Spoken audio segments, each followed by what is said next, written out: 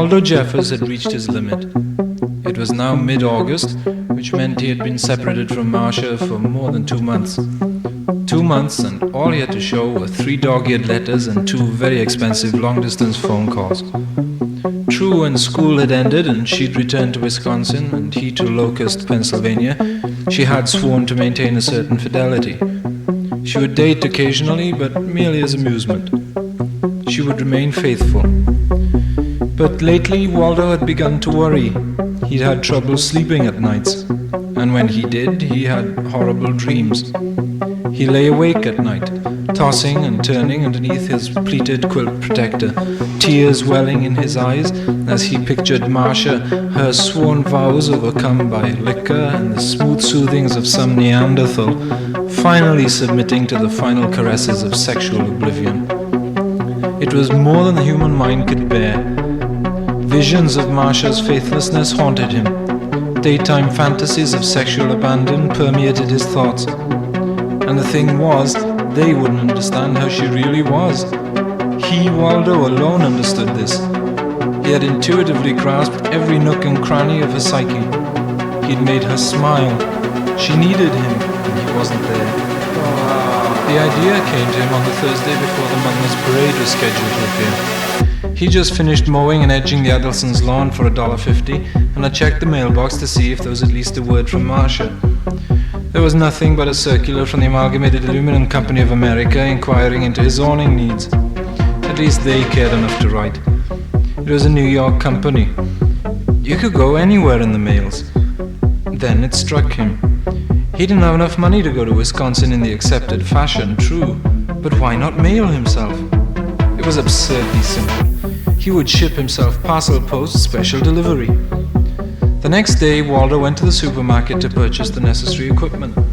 He bought masking tape, a staple gun, and a medium-sized cardboard box just right for a person of his build. He judged that with a minimum of jostling, he could ride quite comfortably.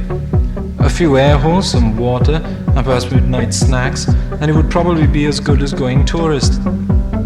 By Friday afternoon, Waldo was set. He was thoroughly packed, and the post office had agreed to pick him up at 3 o'clock.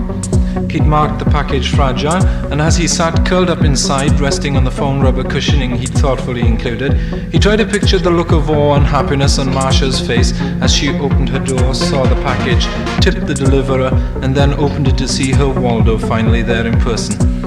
She would kiss him, and then maybe they could see a movie.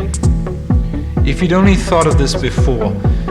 Suddenly, rough hands gripped his package, and he felt himself borne up. He landed with a thud in a truck and was off. Marcia Bronson had just finished setting her hair. It had been a very rough weekend. She had to remember not to drink like that.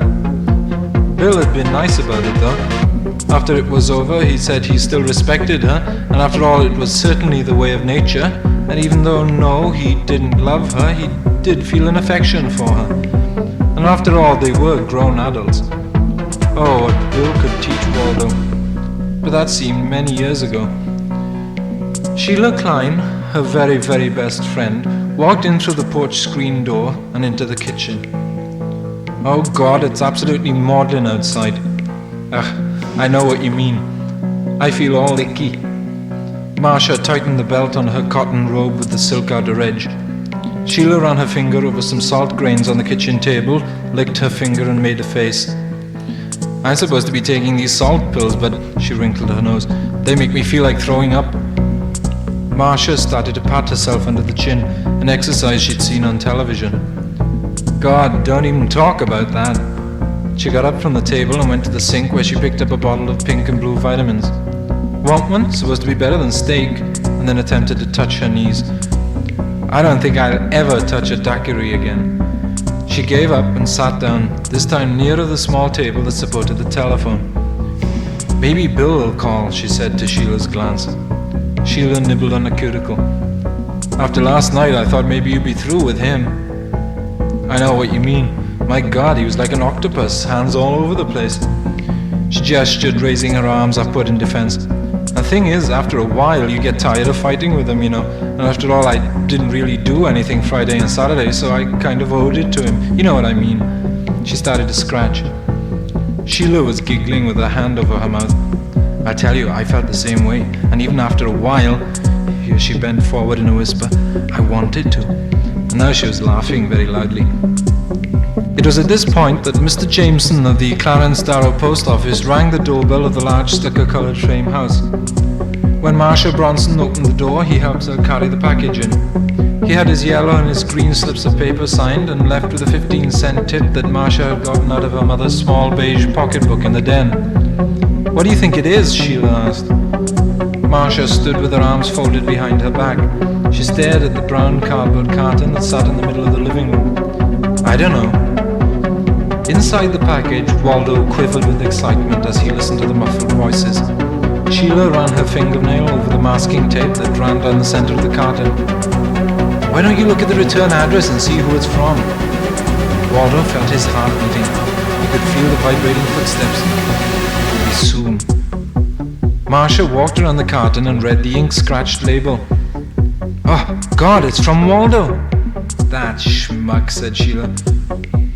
Waldo trembled with expectation. Well, you might as well open it, said Sheila, and both of them tried to lift the stapled flap. Ah, said Marcia, groaning. He must have nailed it shut. They tugged on the flap again. My God, you need a power drill to get this thing open. They pulled again. You can't get a grip. They both stood still, breathing heavily. Why don't you get a scissor, said Sheila. Marcia ran into the kitchen, but all she could find was a little sewing scissor.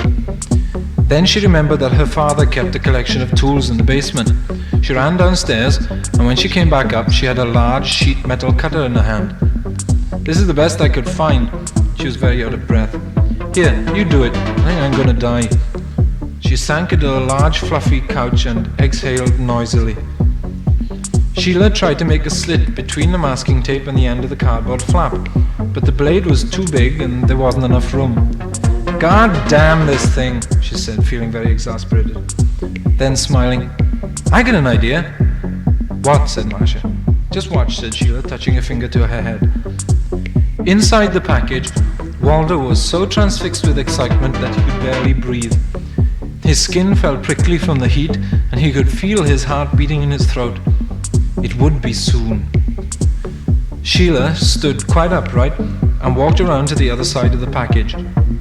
Then she sank down to her knees, grasped the cutter by both handles, took a deep breath, and plunged the long blade through the middle of the package, through the masking tape, through the cardboard, through the cushioning, and right through the center of Waldo Jeffer's head, which split slightly and caused little rhythmic arcs of red to pulsate gently in the morning sun.